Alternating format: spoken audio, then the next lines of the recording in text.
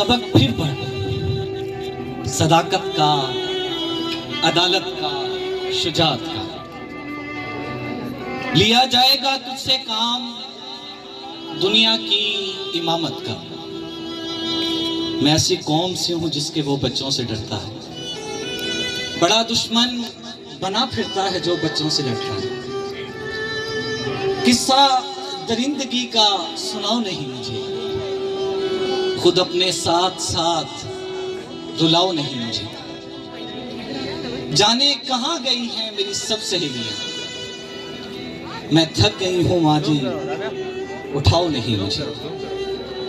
इन कातिलों के चेहरे मेरे दिल पे नक्श हैं, इन कातिलों के चेहरे मेरे दिल पे नक्श हैं।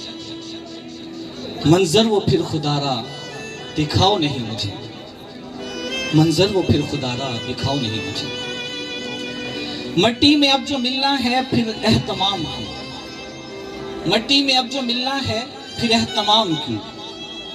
सफदर ये कह दो इनसे सजाओ नहीं मुझे।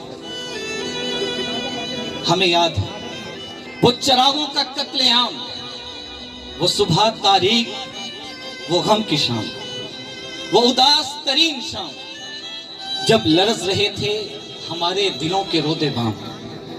कैसे भूल सकते हैं, भला हम कैसे भूल सकते हैं वो नन्हे मुन्ने हाथों पे इल्म के चराग, वो खून आलूद बाग, वो कुचले हुए फूल, वो बूटों तले मसले हुए बूटे।